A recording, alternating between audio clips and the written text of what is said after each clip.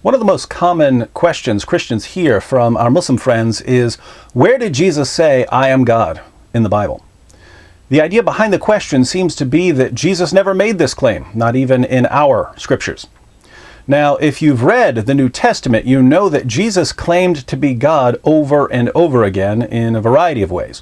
We'll take a look at one of the ways Jesus claimed to be God here in a moment. But before we turn to Jesus' words, it's important to keep in mind some of the common ground between Christians and Muslims. I don't believe in the Qur'an, but I agree with some of the claims the Qur'an makes. The Qur'an says that Jesus performed miracles.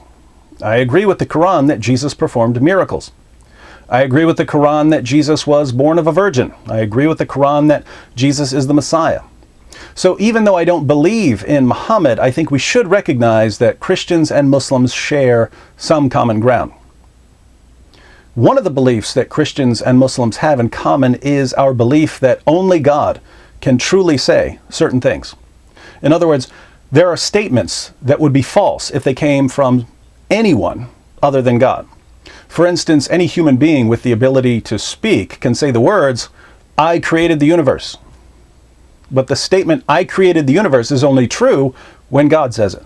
If I were to claim to be the creator of the universe, I would be lying or insane or something like that. So part of the common ground between Christians and Muslims is that we all believe that some statements are only true when God makes them. Let's look at an example of something that only God can truly say, according to both the Quran and the Bible.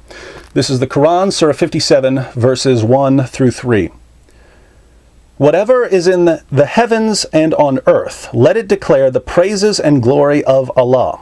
For He is the exalted in might, the wise. To Him belongs the dominion of the heavens and the earth. It is He who gives life and death, and He has power over all things. He is the first and the last, the evident and the hidden, and He has full knowledge of all things." The Quran refers to Allah as the first and the last. Allah is the first, Al-Awwal, because nothing comes before Him, and He is the last, Al-Akhir, because nothing comes after Him. Al-Awwal and Al-Akhir are two of Allah's 99 names. The Bible also calls God the first and the last. In the book of the prophet Isaiah, chapter 44, verse 6, we read, "Thus says the Lord, the King of Israel and His Redeemer, the Lord of hosts. I am the first and I am the last, and there is no God besides me." The word Lord here in Hebrew is Yahweh, the biblical name of the one true God. So according to the Bible, Yahweh is the first and the last. Now, the book of Isaiah is in the Old Testament, the collection of scriptures revealed before the time of Jesus. But the New Testament, the collection of scriptures revealed after Jesus came into the world, also uses the title, the first and the last. In the book of Revelation, chapter 1, the Apostle John sees a vision. He says, in verse 17, "When I saw Him, I fell at His feet like a dead man, and He placed His right hand on me, saying, 'Do not be afraid. I am the first and the last.'" I am the first and the last. So, who must be speaking here according to the Bible and the Quran? God, right? Let's read it again along with verse 18. "When I saw Him, I fell at His feet like a dead man, and He placed His right hand on me, saying, 'Do not be afraid. I am the first and the last, and the living one, and I was dead. And behold, I am alive forevermore, and I have the keys of death and of Hades. I am the first and the last," that's one of God's unique titles, "and the living one, and I was dead, and behold, I am alive forevermore." When did God die, according to Islam? The first and the last says that He died. When did that happen?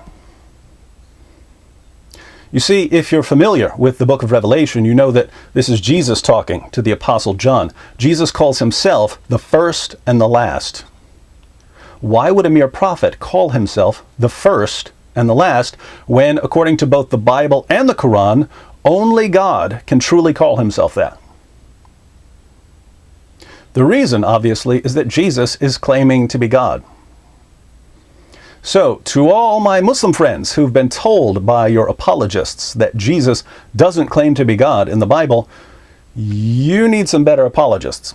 You need some apologists who are honest with the text they're dealing with, even if they don't agree with it. As for the Christians who are watching, if you get into a serious discussion with a Muslim, I can almost guarantee that at some point your Muslim friend is going to ask, where did Jesus claim to be God? And the Bible commands you in 1 Peter 3:15 to be prepared to give an answer when people ask you about what you believe.